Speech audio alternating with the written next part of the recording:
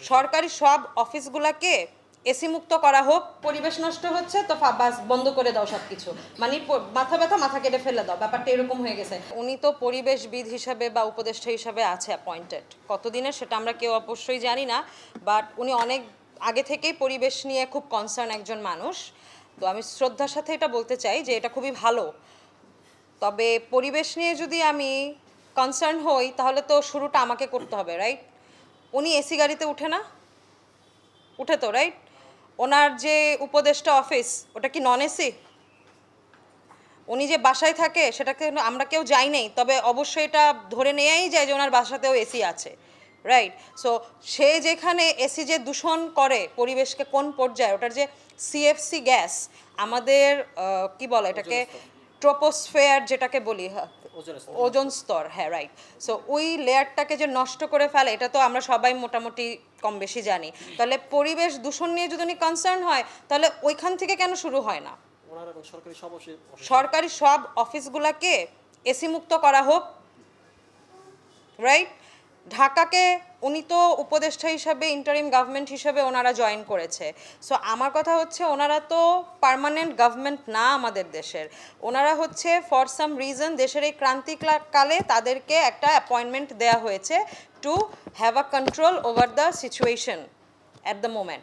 তো এখানে এসে আমার সর্বপ্রথম কথা হচ্ছে যদি আমি শুরু করতে যাই পরিবেশ দিয়ে, আমি ঢাকাকে যদি ফার্স্ট টার্গেট করি, বিশ্বের কিছুদিন আগে একটা প্রতিবেদন আমি পড়েছি, দ্বিতীয়তম দূষণ সিটি, পলিউটেড সিটি যেটাকে বলি আমরা, দ্বিতীয়তম হচ্ছে ঢাকা, প্রথম হচ্ছে পাকিস্তানের করাচি, দ্বিতীয় ঢাকা।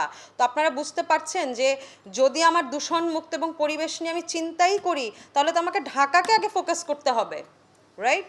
ঢাকাটা হচ্ছে আমাদের কেন্দ্রস্থল, মানে একটা আমরা মানুষের বডিতে, মানব দেহের মধ্যে যেরকম হার্ট হচ্ছে আমাদের অনেক ইম্পর্ট্যান্ট একটা পার্ট, ঠিক একইভাবে কিন্তু প্রত্যেকটা দেশের একটা কেন্দ্র বা এটাকে কি বলা হয়, হার্ট থাকে হচ্ছে সিটি। তো এইখান থেকে এত মানুষের জীবনযাত্রা চলমান, এই জায়গাটাকে তো আগে সুস্থ করতে হবে। আপনি ঢাকার চারপাশে যে নদীগুলো আছে সেগুলোর কি অবস্থা আপনারা তো নিশ্চয়ই এটুকু অবগত, রাইট? বুড়িগঙ্গার কি অবস্থা, ওইদিকে তুরাগ আছে, তারপরে হচ্ছে বসিলা আছে। তো এই যে নদীগুলোর যে বাজে অবস্থা, হ্যাঁ, এই জায়গাগুলোকে কেন ফোকাস করা হচ্ছে না? তারপরে হচ্ছে অবৈধভাবে যে ওই যে কি বলা হয় এটাকে, বিল্ডিংস, দোকানপাট যা খাল দখল করে করা হচ্ছে, এগুলো তো ফোকাস করতে পারে তো, রাইট?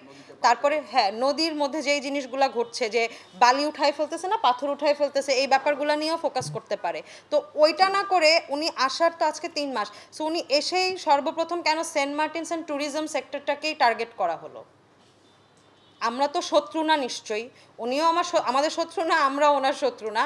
উনি একজন উপদেষ্টা হিসেবে খুব সুন্দরভাবে একটা এরকম মানে কি বলবো, একটা sensitive situation of Bangladesh at the moment, এই টাইমে উনি আর ওনার পুরা টিমটা, মানে আমাদের উপদেষ্টা ডক্টর মোহাম্মদ ইউনূসের ফুল টিমটা এখন আমাদের দেশের জন্য কাজ করছে।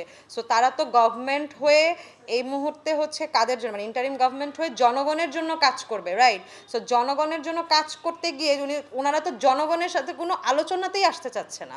এই যে আজকে আমাদের কত 5th সমাবেশ হচ্ছে, রাইট? পঞ্চম, মানে এর আগে 6th, সো 6th সমাবেশ হচ্ছে আজকে। তো এই পর্যন্ত তো বিগত 1 মাসের উপরে আমরা এই ব্যাপারগুলো নিয়ে প্রতিনিয়ত তার ফোকাসে আসার ট্রাই করছি। এবং আমি অলওয়েজ একটা জিনিস বিলিভ করি, আমরা কেউ এখানে পলিটিক্যাল না, এবং স্টুডেন্টস ফর সভারেনিটি একটু আগে ভাইয়া বলেছে যে এটা পলিটিক্যাল না।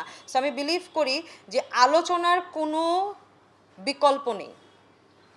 পৃথিবীর অনেক বড় বড় সমস্যার সমাধান ছিল আলোচনা, হ্যাঁ? তো আমরা তো চাচ্ছি তার সাথে আলোচনায় বসতে, কিন্তু উনি তো এতটাই মানে কি বলবো রিজিড হয়ে আছে ওনার জায়গাতে যে উনি কারোর সাথে কথা বলতে ইন্টারেস্টেড না। উনি লোকালদের সাথে কথা বলবে, তো লোকালদের সাথে কথা বললে আমরা যারা আছি স্টেক হোল্ডার্স বা আরও যারা স্টুডেন্টরা আছে বা 18 কোটি জনগণের মধ্যে অনেকেই তো আছে যারা হচ্ছে ট্রাভেলার্স, মানে যারা হচ্ছে ভ্রমণ প্রেমী, হ্যাঁ, তো তারাও তো এখানে জড়িত আছে। যেমন আমি বিলিভ করি ভাইয়া একজন ভ্রমণ প্রেমী, সে কিন্তু বেশ কয়েকবার সেন্ট মার্টিনস গিয়েছে, রাইট?